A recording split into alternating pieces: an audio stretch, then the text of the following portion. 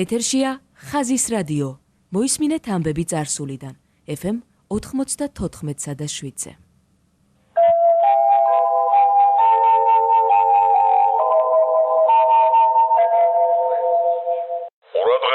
ყურადღება. ლაპარაკობს თბილისი. დღეს 1982 წლის 7 მაისია. გადმოიცემა უკანასკნელი ცნობები. სტავროპოლის მხარის გეორგიევსკის რაიონში მოეწყო საბჭოთა საქართველოს კვირეული. მიწვნილი ახმეტის რაიონისადმი, რომელიც გეორგიევსკის რაიონს ეჯიბრება. კვირეულის დროს კოლმეურნეობებში, საბჭოთა მეურნეობებში, სარაიონთა შორის გაერთიანებებში კითხულობდნენ ლექციებს და მოხსენებებს საქართველოს ისტორიის, მისი დღევანდელი დღის ეკონომიკური და კულტურული განვითარების შესახებ. კლუბებსა და კულტურის სახლებში უჩვენებდნენ კინოსტუდია ქართული ფილმის საუკეთესო ფილმებს. ბევრი მასალა საქართველოს, კერძოდ კი ახმეტის რაიონის შესახებ გამოქვეყნდა საქალაქო გაზეთ ლენინსკაია პრავდას ფურცლებზე. უშინ თბილისში მოეწყო კომბინირებული ესტაფეტა, რომელიც მიეძღვნა საბჭოთა პრესის ფლაგმანის პრავდის დაარსების 70-ე წლისთავს. ამ სიმბოლური კომბინირებული ესტაფეტის ტრასა გადაჭიმული იყო ლენინის მოედნიდან გამარჯვების პარკამდე. პირველი დისტანცია მოედნიდან გაზეთ კომუნისტის რედაქციამდე გაიარეს ველოსიპედისტებმა. მერე ესტაფეტა გადასცეს მძლეოსან გოგონებს, რომლებიც სასტუმრო საქართველოსთან მოტორიზებულმა კოლონამ შეცვალა. ბოლო ეტაპზე ტექნიკის სახლიდან გამარჯვების პარკამდე ესტაფეტა ატარეს მორბენალმა ვაჟებმა. დამთავრდა სოხუმის სერგეი ჭანბას სახელობის სახელმწიფო აფხაზური თეატრის გასტროლები თბილისში. აფხაზურმა თეატრმა თბილისში 3 წარმოდგენა აჩვენა.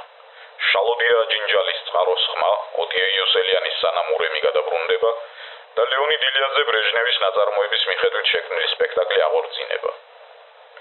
ძვირფასი სტუმრები თბილისის ვაგზლიდან გააცილეს საქართველოს კომპარტიის ცენტრალური კომიტეტის კულტურის განყოფილების გამგემ ნოდარ ჯანბერიძემ, პარტიის თბილისის საქალაქო კომიტეტის მეორე მდივანმა ნოდარ გურგენიძემ, საქართველოს კულტურის მინისტრმა ოთარ თაქთაქიშვილმა, სხვა პარტიულმა საბჭოთა და კულტურის მუშაკებმა.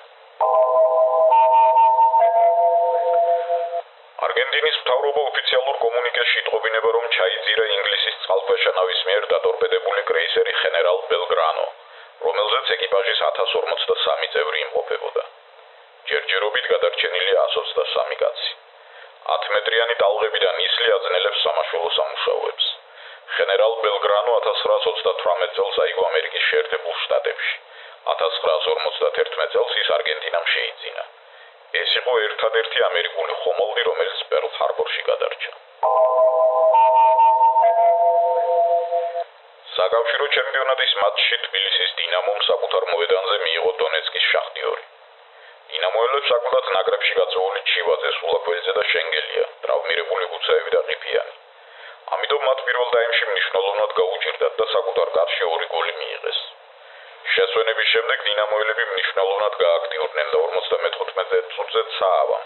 ბოლო თამაშის მიწურულს შესვენებაზე გამოსულმა მესხმა პენალტით ანგარიში გაათანაბრეს. მატჩი დამთავრდა ფრედ 2-2. გადმოიცემოდა 1982 წლის 7 მაისის უკანასკნელი